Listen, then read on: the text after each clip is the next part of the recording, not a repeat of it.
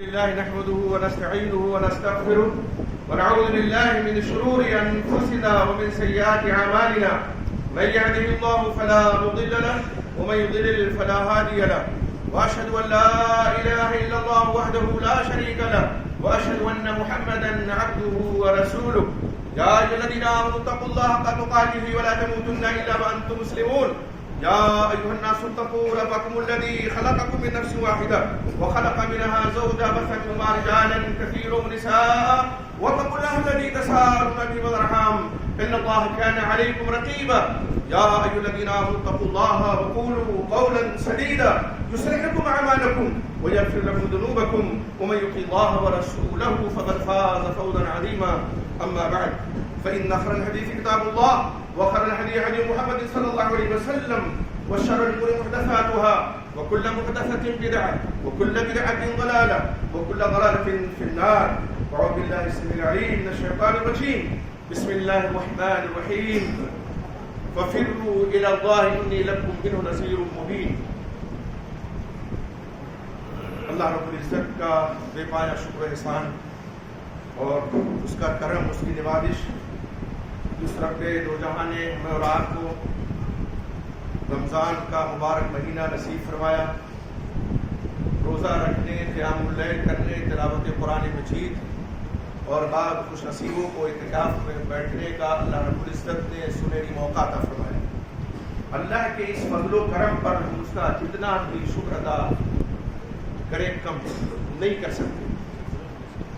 یقین جانیے یہ مواقع اللہ تعالیٰ ہمیں جو عطا کرتے ہیں وہ اس لیے تاکہ ہم ان مواقع کا فائدہ اٹھا کر کے اللہ کی رضا حاصل کریں۔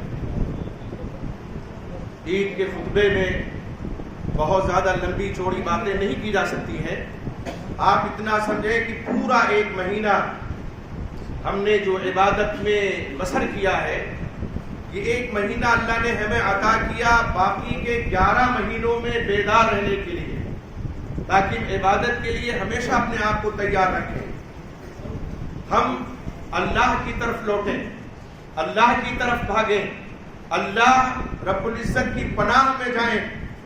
آج پوری دنیا کا منظرنامہ دیکھیے، حالات بظاہر بہت ناگفتابے ہیں، امت محمدیہ کے لیے ایسے حالات بنائے جا رہے ہیں، یہ سرزمین اپنی تمام تر کشادگیوں کے باوجود اس کو امت مسلمہ پہ تنگ کیا جا رہا ہے، لیکن ہم وہ امت ہیں اللہ کے فضل و کرم سے کہ ہم کبھی ہراساں نہیں ہوتے، کبھی پریشان نہیں ہوتے، حالات، احوال اور ظروف کیسے بھی ہوں، ہم اللہ رب العزت پر جو ہمارا بھروسہ ہے، اللہ پر جو توکل ہے، ہم اس سے دامن کش نہیں ہوتے ہیں، ہم اس سے پیچھے نہیں ہٹتے ہیں۔ اور یہی وجہ ہے کہ مومن جب بھی حالات کا شکار ہوتا ہے تو اللہ کی پناہ میں جاتا ہے۔ آپ دیکھیں اللہ رب العزت نے بہت واضح الفاظ میں فرمایا فَفِرُّوا إِلَى اللَّهِ، اللہ کی طرف بھاگو، اللہ کی طرف دوڑو، إِنِّي لَكُمْ مِنْهُ نَذِيرٌ مُبِينٌ، بے شک میں تمہارے لیے اس سے بہت واضح ڈرانے والا ہوں۔ ہم اللہ کی طرف بھاگیں، اللہ کی طرف دوڑے، کس سے؟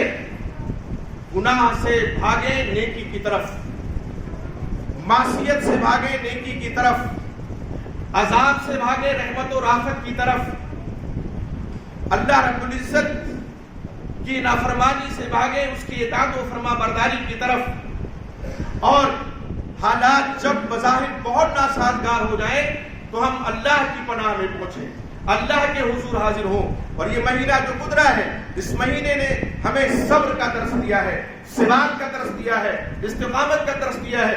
اس مہینے میں ہم نے اللہ کے لیے بھوک برداشت کی ہے، پیاس برداشت کی ہے، اپنے آپ کو بھوکا رکھا ہے، پیاسا رکھا ہے، خواہشات نفسانی کو کنٹرول میں کیا ہے، شیطان کی تمام امیدوں اور اس کی تمام آرزوؤں کو ہم نے اللہ کے فضل و کرم سے مٹی میں ملا دیا ہے۔ یہ مہینہ اس نے ہمیں صبر کا درس دیا ہے، حالات کیسے بھی آ جائیں صبر کا دامن ہمیں نہیں چھوڑنا ہے، اور اللہ پر جو توکل ہمارا ہے اس کو ہمیشہ بحال رکھنا ہے۔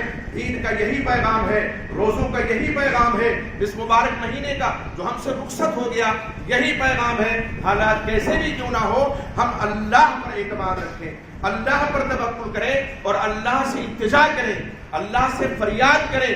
فَفِرُّوا إِلَى اللَّهِ کا معنی یہی ہے، ہم اللہ کی طرف بھاگ کر کے جائیں، ہمیں پریشان کیا جائے، ہراساں کیا جائے، ہمارے لیے ملجا، ہمارے لیے ماوا، ہمارے لیے جائے پناہ اللہ کی ذات کے علاوہ کوئی ذات نہیں ہے۔ وہ جو اللہ کا در چھوڑ کر کے دوسری پناہیں تلاش کرتے ہیں، وہ ہراساں ہو سکتے ہیں، وہ پریشان ہو سکتے ہیں، وہ حالات اور ظروف کے اعتبار سے اپنے آپ کو پریشانی میں ڈال سکتے ہیں، محسوس کر سکتے ہیں، لیکن مومن قرآن و حدیث جس کے عمل میں موجود ہو، جو اللہ پر اعتماد رکھتا ہو، نبی اکرم محمد رسول اللہ صلی اللہ علیہ وسلم کا اطاعت گزار ہو، وہ حالات سے کبھی نہیں گھبراتا ہے۔ بات یہ، ایک شاعر کہتا ہے کہ تندیے باد مخالف سے نہ گھبرا اے عقاب، تندیے باد مخالف سے نہ گھبرا اے عقاب، یہ تو چلتی ہے تجھے اونچا اڑانے کے لیے۔ آندھیاں چلے، ظلم و ستم کی آندھیاں اور بہت جھکڑ چلے، لیکن مومن کی مثال جو اللہ کے نبی محمد رسول اللہ صلی اللہ علیہ وسلم نے حدیث میں دی ہے، آپ صحیح بخاری میں دیکھیے، حضرت عبداللہ ابن رضی اللہ تعالیٰ عنہ اس کے راوی ہیں، وہ فرماتے ہیں آپ صلی اللہ علیہ وسلم کے پاس جب صحابہ کرام موجود تھے، ان کے والد گرامی عمر فاروق بھی ہیں اور افضل البشر بعد الانبیاء سیدنا ابو صدیق رضی اللہ تعالیٰ عنہ بھی ہیں۔ آپ صلی اللہ علیہ وسلم سوال کرتے ہیں، نبی اکرم محمد رسول اللہ صلی اللہ علیہ وسلم کا اسلوب بڑا پیارا ہوتا تھا، دل و دماغ میں کسی بات کو راسخ کرنے کے لیے، بٹھانے کے لیے، پیوست کرنے کے لیے کبھی آپ سوال کا انداز اپناتے تھے۔ آپ نے فرمایا ان من الشجر شجرۃ، بے شک درختوں میں ایک درخت ایسا ہے لا یسقط ورقها، جس کے پتے جھڑتے نہیں ہیں، اور اس کی مثال اس کی ہے مومن اور مسلمان کی مثال ہے۔ فحدثونی ما ہی، بتاؤ وہ درخت کون سا ہے؟ عبداللہ بن رضی اللہ عنہ فرماتے ہیں فوقع الناس فی شجر البواغی، لوگ جنگل کے درختوں پڑ گئے، کسی نے کسی درخت کا نام لیا، کسی نے کسی درخت کا نام لیا، کسی نے کسی درخت کا نام لیا۔ مدینہ جو کھجوروں کا شہر ہے، مدینہ جو کھجوروں کے باغات سے لہلاتا ہے، ہمیشہ ان کھجوروں کی طرف اور کھجور کے درخت کی طرف کسی کا ذہن نہیں گیا۔ حضرت عبداللہ فرماتے ہیں وَوَقَعَ فِي نَفْسِي أَنَّهَا هِيَ النَّخْلَةُ، میرے دل میں یہ بات آئی بیٹھی کہ وہ کھجور کا درخت ہے، لیکن فَاسْتَحْيَيْتُ، میں شرم کھا گیا، اس لیے کہ ابا حضور موجود ہیں، عمر فاروق موجود ہیں، جلو قدر صحابہ کرام موجود ہیں، اور ان کے سامنے میں ایک چھوٹا ہوں، تو میں شرما گیا۔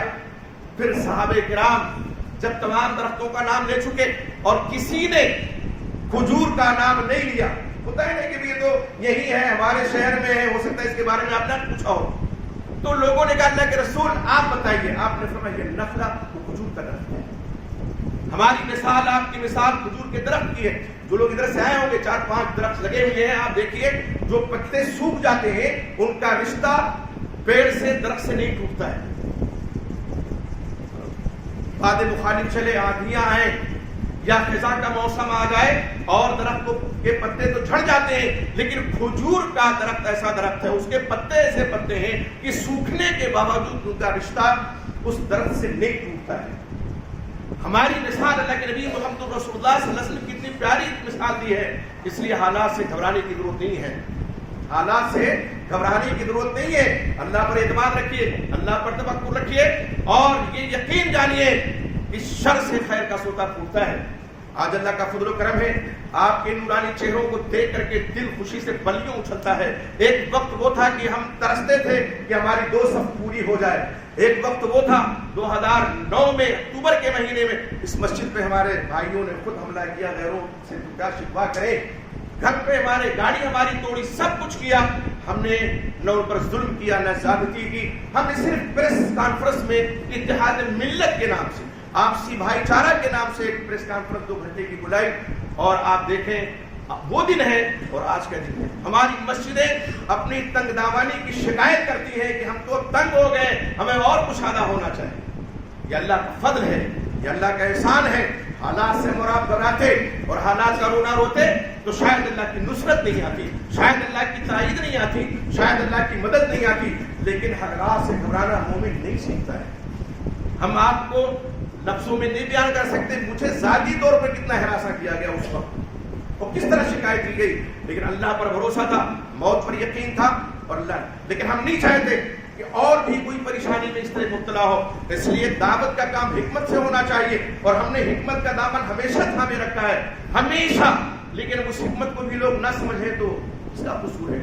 میں نے ایک مثال دی ہے, یہ ہمارے سامنے زندہ مثال ہے, ہم لوگوں کی بڑھتی, ہمارے احباب جس محلے کے سب جانتے ہیں, اور سارے احباب آپ لوگ جانتے ہیں کہ اللہ رب العزت نے ہماری مدد فرمائی, نصرت و تائید نازل فرمائی, اور اس طرح سے اللہ رب العزت نے جو کارواں چلا تھا اس کاروے کو اور تیزی عطا فرمائی.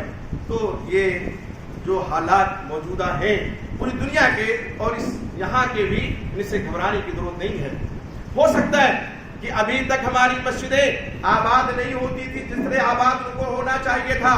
اذان کی آواز بہت دور تک جاتی تھی اور ہم خواب خرگوش کے مزے لے رہے ہوتے تھے, اور جو نمازی تھے وہ یہ سوچتے تھے ابھی تو اذان ہوئی ہے, ابھی 15-20 منٹ کا وقفہ جماعت میں باقی ہے, تو ابھی 15 منٹ کے بعد چلیں گے. پھر وہ بات چیت میں لگ جاتے تو جماعت بہت سے لوگوں کی چھوٹ جاتی تھی, جو نمازی ہوتے ہیں ان کی جماعت چھوٹ جاتی تھی.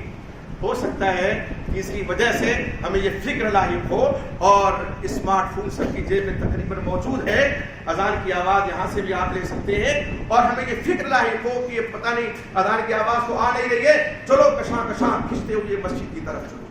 اس میں خیر ہے, اس میں گھبرانے کی ضرورت نہیں ہے. اور میں آپ کو بتاؤں, ہم لوگ کا داخلہ جب جامعہ اسلامیہ مدینہ منورہ میں ہوا, رات میں پہنچے تھے, تو وہاں چھوٹے چھوٹے مائک, وہ کمرہ ہے لیکن ہال نما کمرے ہیں, بڑی بڑی بلڈنگیں ہیں. تو رات میں ایک تو پہلا دن, پہلی رات, اور عشاء کی نماز پڑھ کر کے سو گئے. فجر کی اذان ہوئی تو مائک ادھر سے یہاں اس سمت میں لگا ہوا چھوٹا سا. ہم لوگ جو کمرے کے ہمارے تھے احباب نکلے تو ہم لوگ ادھر گئے, سوچا کہ ادھر مسجد شاید ہے, آواز ادھر سے آ رہی, اور مسجد ہمارے ادھر مخالف سمت میں تھی, اسی طرح جس طرح میں کھڑا ہوں ایسے مخالف سمت میں تھی. اب جو پرانے طلبہ تھے انہوں نے دیکھا کہ 4-5 ہندوستانی بچے ادھر جا رہے ہیں, ابھی کہاں جا رہے ہیں, جو فجر کی نماز پڑھنے. وہ ہنسنے لگے, کہا مسجد تو ادھر ہے. آپ دیکھیے اس زمانے میں 30-35 سال پہلے کی بات ہے, اللہ رب العزت نے جب اس طرح سہولت مہیا کر دی تھی کہ مسجد کافی دور ہے. جامعہ میں اس وقت 6 مسجدیں تھیں, لیکن جامع مسجد میں 5 وقتہ نماز ہوتی تھی, اور مساجد میں وقتی نماز ظہر اور عصر کی ہوتی تھی. تو جہاں مسجد میں جانا تھا, اور وہ ہم سے مخالف سمت میں, لیکن چونکہ یہاں لگا ہوا ہے تو ہم یہ سمجھتے تھے مسجد ادھر ہے. آج تو ابھی کل کار پرسوں خریدے گئے تھے وہاں تک پہنچانے کے لیے, تو ہمارے بیٹے تقی الدین حجازی, ان سے الیکٹریشین نے کہا کہ آپ لوگ گھبرائیں نہیں, یہ دیکھیے الیکٹریشین ہے, وہ کہا کہ ایک دور آنے والا ہے کہ اذان آپ کے گھر تک ایسے پہنچے گی بغیر مائک کے, اور ہمیں اللہ کی ذات سے امید ہے. وائی فائی جنہوں نے لگا رکھا ہے, ہمارے مودی صاحب ہلکی آواز دیں گے تو گھر تک پہنچے گی. اور جو لوگ نماز کی فکر کرنے والے ہیں وہ اپنے گھر تک چھوٹا سا مائک لگوا سکتے ہیں, اس میں کوئی وہ نہیں ہے, لگوا سکتے, بہت زیادہ خرچ نہیں ہے. کون آپ کو منع کر رہا ہے؟ ہارن اتر جائیں گے تب بھی نماز ہم پڑھیں گے انشاءاللہ, ہماری مسجدیں آباد رہیں گی. اور ہو سکتا ہے یہ اللہ کی طرف سے تنبیہ ہو آپ کے لیے, ہمارے لیے, کہ ہم ابھی مسجدوں سے غفلت برتتے تھے, اب ہمیں مسجدوں میں پہنچنا ہے. اذان کی آواز چاہے ہمارے کانوں تک پہنچے چاہے نہ پہنچے. اس لیے آج کا پیغام بھی یہی ہے, اور یہ پیغام ہمیں دور تک لے جانا ہے. اذان جو مائک سے یا لاؤڈ اسپیکر سے یا ہارن سے دور تک پہنچائی جاتی تھی, اس کا مقصد صرف یہ تھا کہ دور تک آواز جائے. اس کے باوجود لوگ خواب غفلت میں پڑے رہتے تھے, تو اللہ نے ایسا انتظام کیا کہ واقعی اگر آپ مومن ہیں, واقعی آپ کی مثال اگر کھجور کے درخت کی ہے, اور آپ اللہ سے, شریعت سے, کتاب و سنت سے جڑے رہنا چاہتے ہیں, تو آپ کشاں کشاں مسجد کی طرف پیچھے پیچھے آئیں گے. اللہ سے دعا ہے کہ اللہ تعالیٰ جو کچھ ہم نے ٹوٹی پھوٹی عبادتیں رمضان کے مہینے میں کی ہیں ان کو شرف قبول عطا فرمائے.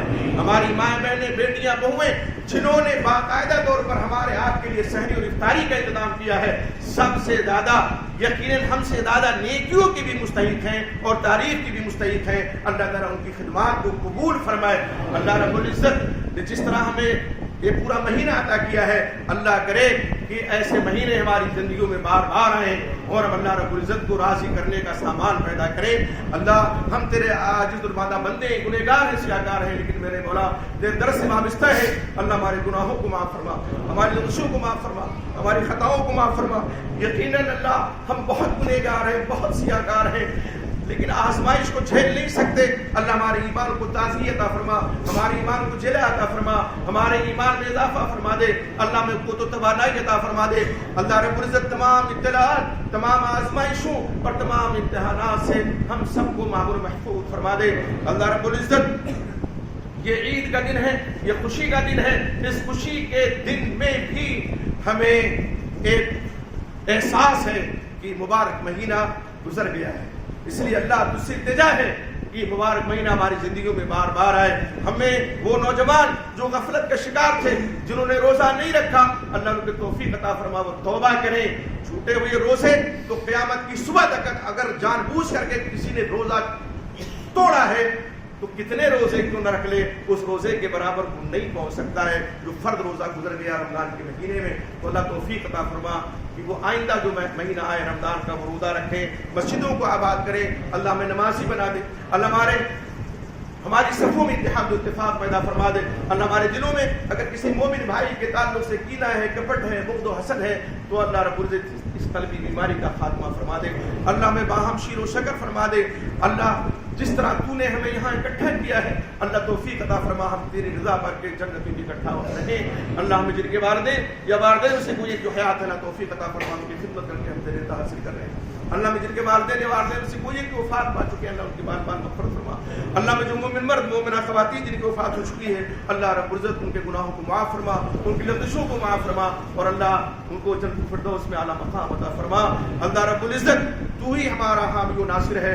اللہ ہمیں تیرے اوپر توکل ہے, اعتماد ہے, بھروسہ ہے. اللہ رب العزت ہمیں ظالموں کے ظلم و ستم سے محفوظ فرما دے.